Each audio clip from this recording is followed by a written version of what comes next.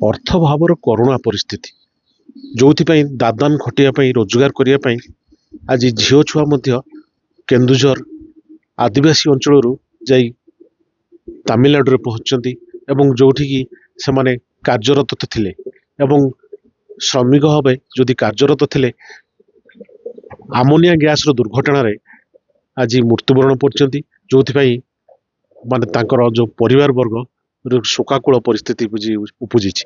ତେବେ ସିଧାସଳଖ ତାଙ୍କୁ ପ୍ରତିକ୍ରିୟା ନେବା କଣ କହୁଛନ୍ତି ସେ କେତେ ଦୁଃଖୀ ଅଛନ୍ତି। ମା ତମ ନାଁ କଣ? ତୁରୁଙ୍ଗ ଜଙ୍ଗ ଆଜ୍ଞା।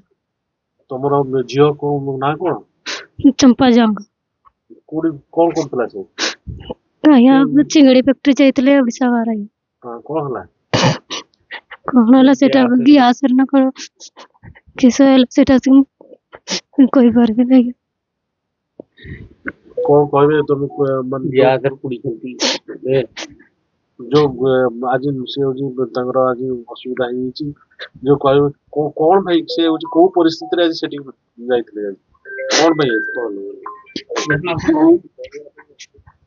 ଚଢିବା ପାଇଁ ଆଜ୍ଞା। ଚଳିବା ପାଇଁ ରୋଜଗାର କରିବା ପାଇଁ ଯାଇଥିଲେ ଆଜ୍ଞା। କଣ କହିବ କିନ୍ତୁ ଆଜି ରୋଜଗାର କରିବୁ ତାର ଆଜି ଅସୁବିଧା ହେଇଗଲା କେତେ ଦୁଃଖ ତମ ଅଛ କେତେ ହଉଛି ମନ ଦୁଃଖ ତମର ଅଛି ଦୁଃଖରେ ଅଛି। ସେ ଗୋଟିଏ ବୋଲି ଝିଅ ନା ଆଉ ଝିଅ ଅଛନ୍ତି? ଆଉ ଦୁଇଟା ଝିଅ ଆଜ୍ଞା। ଗୋଟେ ଆଉ ଆଉ ସେ ଦି ଝିଅ ବୋଧେ ସେ ବଡ ଝିଅ ଆଜ୍ଞା। କଣ କହିବେ ସରକାରକୁ?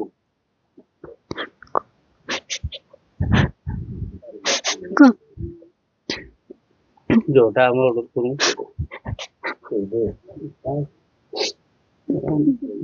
କଣ କହିବେ ଭାବ ବିହୁଳ ହେଇଛନ୍ତି ମା କୋହବରା କଣ୍ଠରେ ଆଉ କିଛି କହିପାରୁନି। ତେବେ ତାଙ୍କ ବାପାଙ୍କୁ ମଧ୍ୟ ସିଧା ପ୍ରତିକ୍ରିୟା ନେବା। ତମ ନାଁ କଣ? ସୁଦୂର ଜଙ୍ଗ ଆଜ୍ଞା। କଣ ହେଇଥିଲା ଝିଅ କଣ ପାଇଁ ଯାଇଛି ବାହାରକୁ?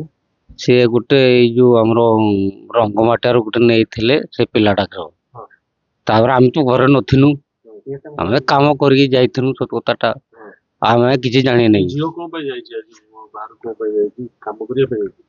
କାମ କରି ଯାଇଥିଲେ ରୋଜଗାର ପାଇଁ। ହଁ ସେଠୁ କଣ ହେଲା ହଉଛି ତାର ଝିଅର ସେଠି ଦୁର୍ଘଟଣା ହେଲା ସେ ତାର ଗ୍ୟାସ ହେଲା କୋଉଠି କିସ ହେଲା ଯେ ଆମେ ତ ଓଡିଶା ବାହାର ଯାଇନି ସାରେ ଆମେ ଓଡିଶା ବାହାରକୁ ଯାଇନି ସତ କଥାଟା ସେ ତାକୁ ନେଇଯାଇଛି ଗୋଟେ ପିଲାଟା। ଆଚ୍ଛା କଣ କହିବା ହଉଛି ମାନେ କହିବ କଣ ସରକାରଙ୍କୁ କଣ କହିବ ଯୋଉ ତାର ଯୋଉ ଅସୁବିଧା ହେଇଗଲା? ଆଉ କଣ ପଇସା ପତ୍ର ତ ନାହିଁ ସାର୍ କଣ କରିବା ଆଉ ସେମାନଙ୍କୁ ଆଉ କଣ ଆମେ କହିବୁ ସାହାଯ୍ୟ କରିବା ପାଇଁ ଆପଣ ମାନେ ଟିକେ ଇଏ କରିବେ ଆଉ। ଖବର କେମିତି ମିଳିଲା ତମର ଝିଅ ଯୋଉ ନଷ୍ଟ ହେଇଛି ଖବର କିଏ ଦେଲା? ସାର୍ ସେଇପଟୁ ମିଡିଆ ବାଲା ଆଜ୍ଞା ଆସିଥିଲେ କାଲି ସକାଳେ ଆଉ ଇଏ ଖବରଟା ଦେଇଦେଲେ ଆମକୁ। ସରକାର ପ୍ରଶାସନରୁ କିଏ ଆସିଥିଲେ କି ଖବର ଦେଇଥିଲେ? ସାର୍ ସେଇଟା ହେଇଥିବ ସାର୍ ମୁଁ ଜାଣିନାହିଁ ଏତେଟା କଣ କରିବି। ନିହାତି ଭାବରେ ଯଦି କହିବା ଇଏ ହଉଛି ତଳଚମ୍ପିର ଯୋଉ ଆମେ ଅଛୁ ତଳଚମ୍ପି ଗାଁରେ ଏବଂ ସିଧାସଳଖ ଆପଣ ଶୁଣୁଥିଲେ କିପରି ହଉଛି ଶୋକାକୁଳ ପରିସ୍ଥିତିରେ ତାଙ୍କ ବାପା ମା ଅଛନ୍ତି ଏବଂ ଯୋଉ ଦୁର୍ଘଟଣା ବଶତଃ ଦାଦନ ଖଟିବାକୁ ଝିଅଟି ଯାଇଥିଲା ସେ ପୁରା ମୃତ୍ୟୁବରଣରେ ପଡିଛି।